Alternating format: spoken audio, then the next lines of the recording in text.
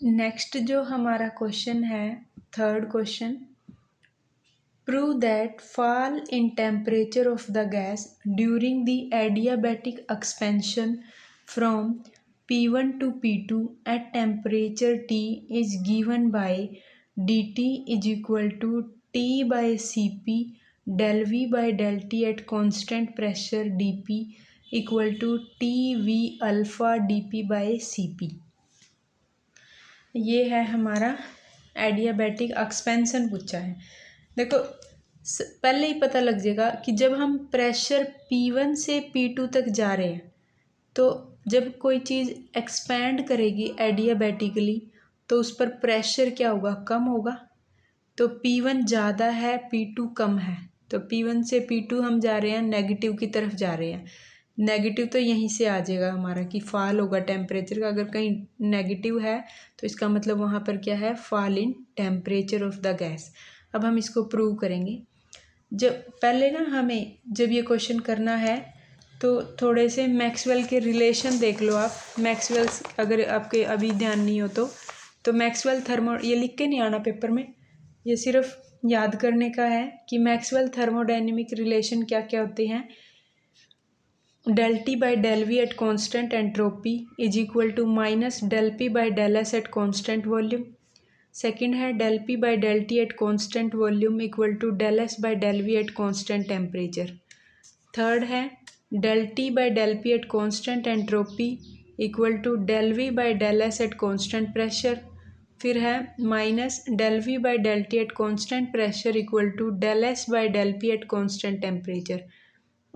First और fourth वाला negative है और ये दो रिलेशन हो रहे हैं, इनका अभी कोई यूज़ नहीं है, देख लो आप अगर याद करने हो। अब है हमारा क्वेश्चन, उसका सॉल्यूशन हम देखते हैं। When A gas expand under adiabatic condition, जब एक गैस को एक्सपैंड करते हैं हम एडियाबैटिक कंडीशन पर तो हम उसकी एंट्रोपी होती है वो हमेशा कांस्टेंट रहती है, entropy remain constant. Let us observe that how the temperature of gas is affected when it is expand adiabatically. जब कोई गैस एक्सपैंड करेगी एडियाबैटिकली तो इसका मतलब क्या होगा, एक्सपेंशन मतलब volume increase V1 to V2 और pressure decrease P1 to P2, जो P2 तक है डिक्रीज करेंगे। या तो हम इस क्वेश्चन को del T by del V से भी कर सकते हैं कि हम इंक्रीज इन वॉल्यूम ले सकते हैं, या फिर del T by del P कर लिया, प्रेशर से डिक्रीज आएगा और वॉल्यूम इंक्रीज आएगा। तो यहाँ पर हम नेगेटिव भी ले सकते हैं। तो del T by del P at constant entropy from Maxwell third thermodynamic relation, क्योंकि हमारा जो del P है वो क्या कर रहा है, नेगेटिव है, क्योंकि डिक्रीज पे जा रहा है। तो हम यहाँ पे रिलेशन में नहीं यूज़ करेंगे, बस खुद पता है हमें कि यहाँ पर क्या आएगा कि डिटरमाइन हम क्या कर रहे हैं, del T by del P negative का, क्योंकि क्या होगा, डिक्रीज होगा प्रेशर, इस वजह से del का जो है वो डिक्रीज है। अब ये जो रिलेशन है वो किसका है, from Maxwell third thermodynamic relation. तो हम उससे क्या पता चलता है, del T by del P at constant entropy is equal to del V by del S at constant pressure.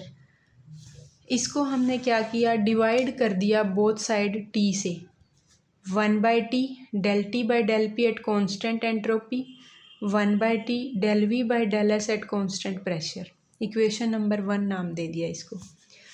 अब हमें पता है सेकेंड लॉ ऑफ थर्मोडाइनमिक क्या कहता है कि ds is equal to dq by T, यानी T into D S is equal to D Q. तो हम यहाँ पुट कर लेंगे इक्वेशन नंबर 1 में कि T इंटू डी एस क्या है, डी क्यू है।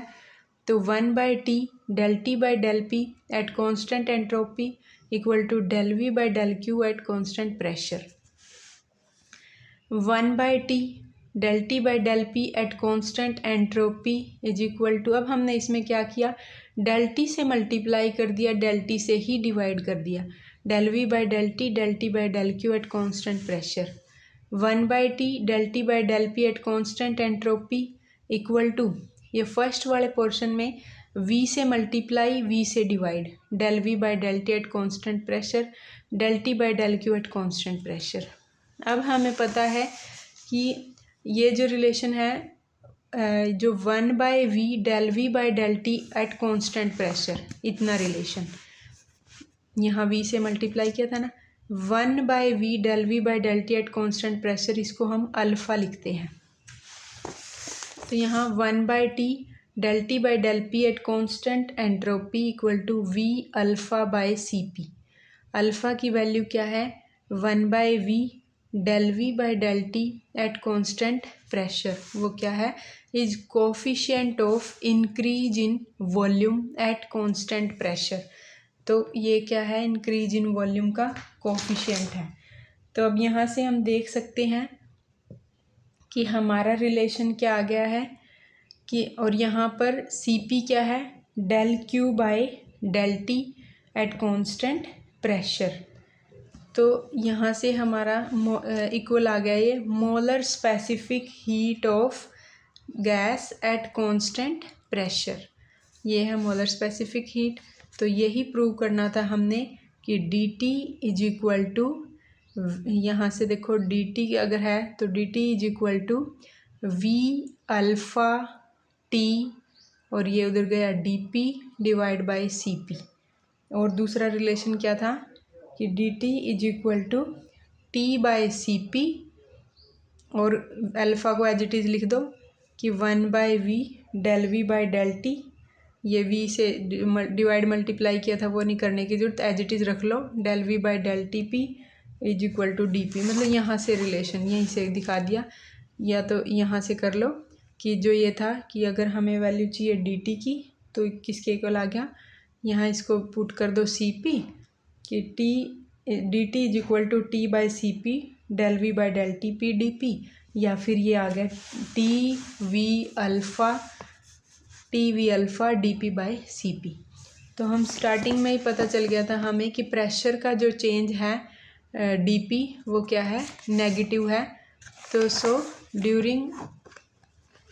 यहाँ पे मैंने डी टी नेगेटिव लिख दिया, यहाँ पे आएगा डी पी नेगेटिव आएगा, क्योंकि प्रेशर का जो चेंज है वो नेगेटिव है। तो क्योंकि प्रेशर हमारा हायर टू लोअर गया है, तो because during adiabatic expansion of gas volume increase और pressure decrease from P1 to P2। तो नेगेटिव का मतलब क्या है, टेम्परेचर हमारा क्या कर गया है, डिक्रीज कर गया है, हैंस कूलिंग टेक प्लेस। इस तरीके से भी कर सकते हैं इस क्वेश्चन को, या फिर एक और है, अगर ये भी ये फिर भी इजी है। दूसरा है मेरे पास एक और, वो देखो आप, वो इससे भी थोड़ा मुश्किल है। वो उन्होंने क्या लिया है, डायरेक्ट रिलेशन ले लिया कि C P is equal to T del s by del t at constant pressure.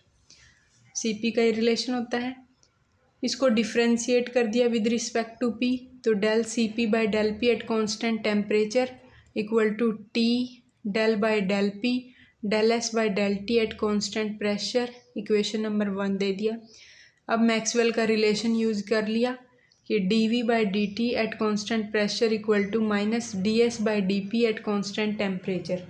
ये कौन सा रिलेशन है मैक्सवेल का, फोर्थ रिलेशन है ये, D V by D T at Maxwell का फोर्थ रिलेशन यूज़ किया, डिफ्रेंशिएट किया इसको विद रिस्पेक्ट टू टेम्परेचर। तो क्या आ गया, D two V by D T square constant pressure, इधर से किया D S by D P और डी बाई डी टी। इस इक्वेशन को और इस इक्वेशन को कंपेयर किया, ये देखो D S by D T और उसका एक और बार डी बाई डी पी, ये बिल्कुल सेम है, इनटू में टी लगाएं तो ये इसके इक्वल आ जाएगा। तो ये आ गया del C P by del P at constant temperature equal to T del square V by del T square और कांस्टेंट प्रेशर।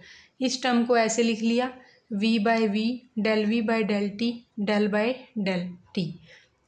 इसको हम फिर से वही इतने टर्म को अल्फ़ा लिखते हैं, तो पुट कर दिया del C P by del P equal to T V alpha by del T.